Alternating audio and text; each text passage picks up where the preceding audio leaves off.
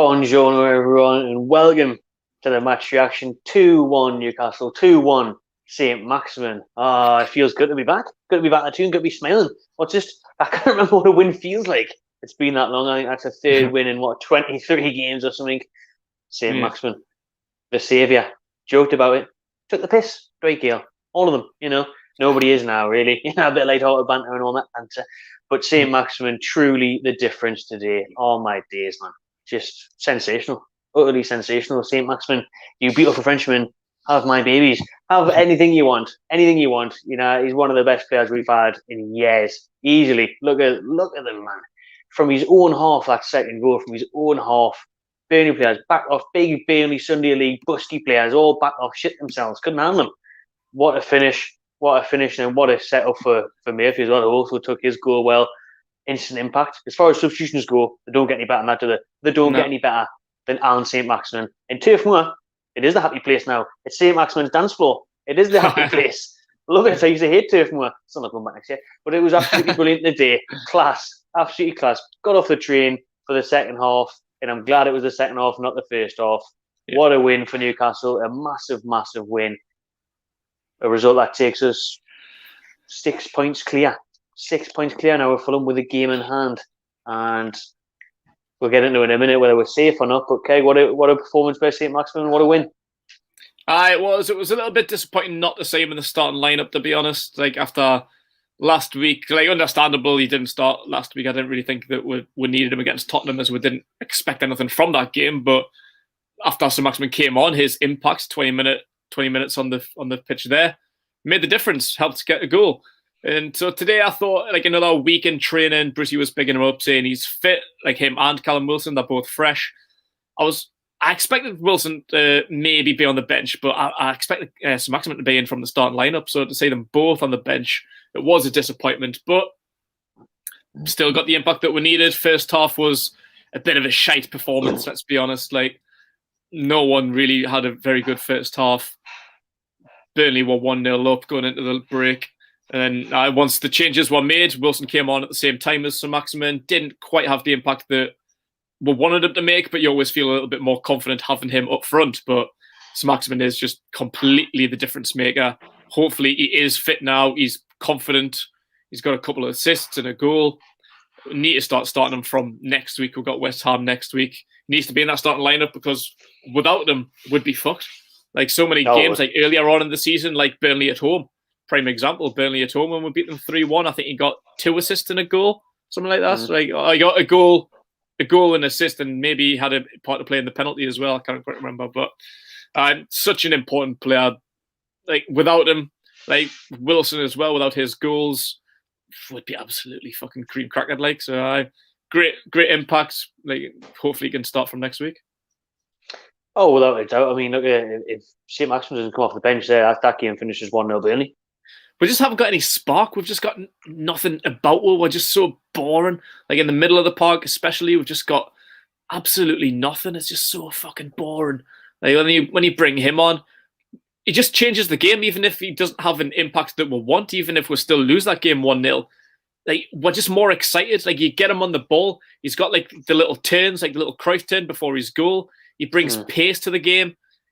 It's just a more exciting team to watch, even if we don't get the 3 points there. We feel more confident having him and Wilson on the pitch. You think you can get something out of the game. And we did. That's why he's... you can't even put into words how important he is to us. We've just got to keep our fingers crossed that he can stay next season, whatever happens. Maybe we're safe now. We've got 5 really, really tough games to come. So Fulham can be still hot on our heels, but we are looking a bit more safe now. 6 points clear with the game in hand. But 5 hard games. Well, Saint-Maximin and Wilson need to stay fit.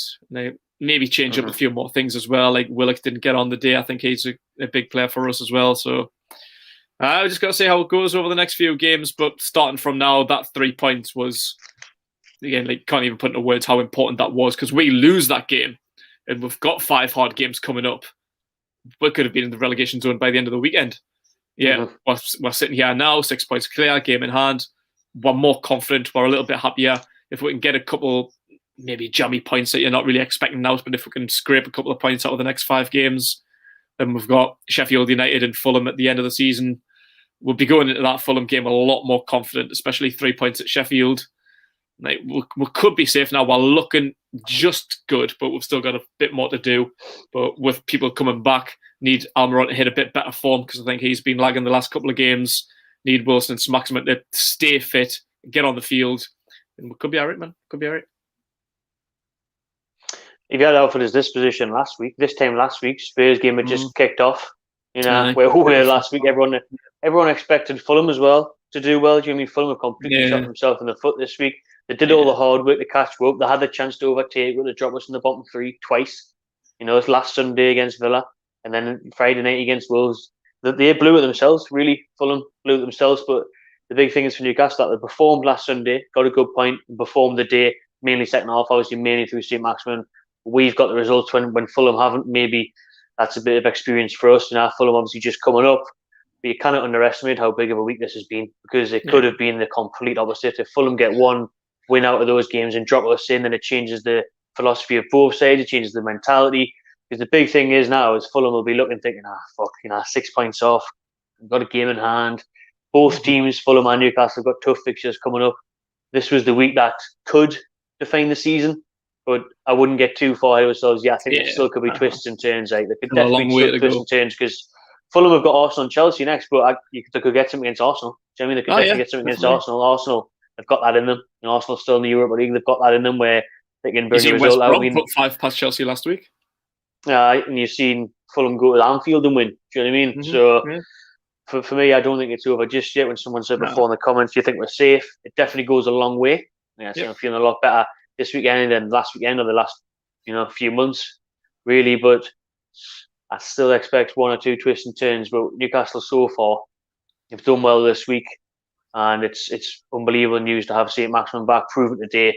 And then Wilson as well, obviously got in the pitch. So hopefully them two can start next week against West Ham. And if we nick something there at home, you never know. Then next week could be, let's just try and get it wrapped up really, because I can't be honest going into Fulham last game of the season still with it. So it's looking good right now.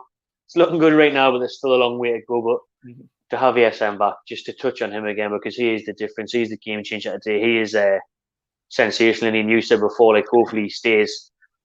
He's done it for the Sky cameras again today. Not for them, but they've witnessed it. And surely teams look around at that and think, he's a little bit too good for Newcastle. Him, like, definitely.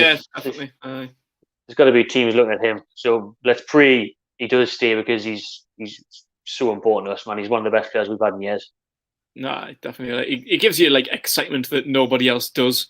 Like you said, I don't know if you were joking or not, but like during the watch along, you said like he's probably the best player we've had since Shearer. Like the most exciting.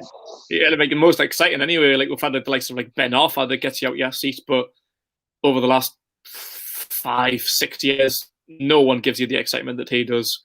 Like not even just the excitement, I said before. Like even if we didn't win that game, like he gives you just something to look for. You can see like he's looking to like bust out a skill or try and do something, but he is a difference maker. Like you can tell last season. Like I can't remember what the stat was from last season, but without his contribution, his goal and assists, we could have been relegated last year. It's just been unfortunate this year. He's had a bit of an unlucky year, like COVID and injuries and stuff. Like it hasn't been a very good year for him. But the odd few games today, and like I said before, like the Burnley game at home, his difference is so vast. Like he's so much better, obviously, than anybody else on that pitch today. Country and streets and miles and everything apart from anyone else, way above turf and well, but so got to hope and keep hold of him, because I am worried about that. Like I wouldn't be surprised if he left. Like even if we do stay up, like I'll not be surprised. I'll be fucking devastated. But if he goes in the summer, you can see it happening. Like if we're not going to get a takeover and we're stuck with Bruce, he's too good for this, man. He can go to any probably top 6 Premier League club, any team in France. He can have a good career away from Newcastle. So if he leaves, then obviously best of luck to him. Like it just wasn't to be. Like we've been in this position a million times where we've lost players. Like Kabay went on to PSG. That you can't fucking blame him, can you? Like you don't want to be stuck in this team currently. So he deserves to be. He deserves to be playing European football, man. Doesn't he? You've got to keep your fingers and toes crossed that we've got enough to keep him here. But only time will tell. let's keep them crossed for now that he at least stays fit for the rest of the season and continues making an impact. We continue picking up points and we are safe. Hopefully it's looking good, but it's not over yet.